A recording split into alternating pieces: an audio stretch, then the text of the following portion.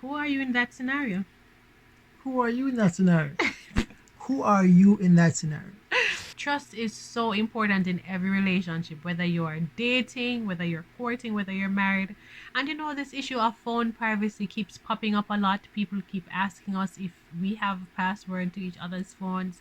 Very, very important topic, but we want to hear from you, and we're also going to share our thoughts on that topic, so stay tuned. Let's go. Yeah.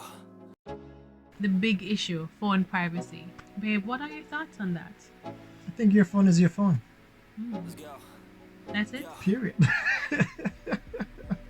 So you don't think that I should have access to your phone at any time? What do you mean my phone is my phone? I know that already. Well, exactly. So I think you have a decision to make whether or not you want to share details or passwords to your significant other. Even though your phone is your phone, it all depends on the level of trust you have with your partner and how transparent you are with your partner. How transparent are you? How vulnerable are you with the contents of your phone to your significant other? You have to ask yourself those kind of questions. How open are you to your partner?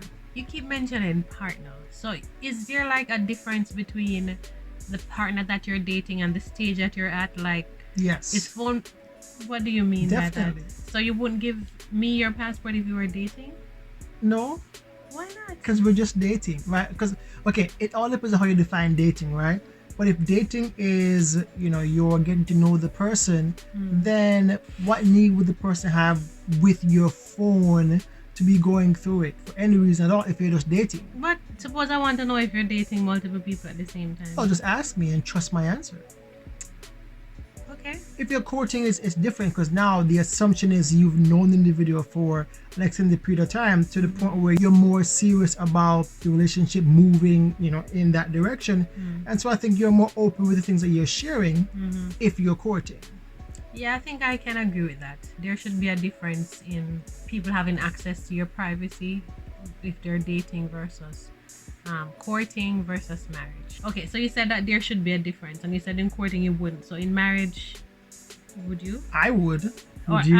Or you are doing it right now. I know, but we're not judging anybody who choose not to. This is our dynamic. What are the reasons behind us being so open with our phone privacy issues? Because I just want our viewers to know that if you choose not to have your what are the pros and cons of, I don't know, me not sharing my phone password or not allowing you to access my phone freely versus what we are doing now, which is you having access to my phone. Yeah, well, and vice versa. I think it's just the peace of mind, knowing that your significant other or your husband or wife is open to sharing that information with you. It gives you peace of mind because you're able to check if you wanted to, and not that you should have to, because you've already chosen this individual to live with forever, right? You said yes to this person, you trust them unconditionally. But I think it's just the ease of knowing that they're open and vulnerable to you. It makes you feel, I think, even more loved and even more appreciated because they're willing to share with you their entire world, including their phone, which, as we all know, is very dear to all of our hearts, right? So yeah, babe, do you have a password on your phone? Yes. Do you? No, I don't. So Oops. So why you have a password on your phone? Because I want to. Because I have a work email on my phone, it's 2 levels of security, and one level says that it's more secure for me to have a phone password for my email to be more secure. So that's why I have a password. And I think because you also work with a lot of young people, so you never know what they can do. I don't want my phone getting stolen either, so it's very important to have a password on my phone. For me, I don't have a password because I don't like the hassle. I just like to take up my phone and just get into it whenever I want. I also work with older students who never have access to my space or my phone. I don't have a work email on my phone. What advice would you have for someone who is married and who believes that their phone is their privacy and not their partner's? Right. I mean, I think, as long as your partner trusts you and you trust your partner, you each trust yourselves, then I think that's okay. But I think it's also important not to leave the question there. Don't let your significant other or spouse be questioning what you do with your phone and be worrying about that. As long as there's good communication and trust, you should be fine. It's an individual decision.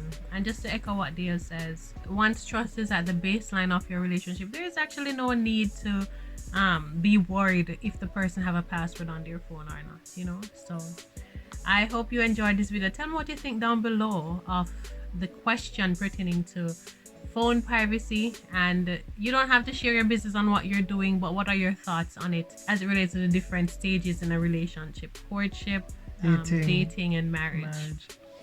So no need to snoop.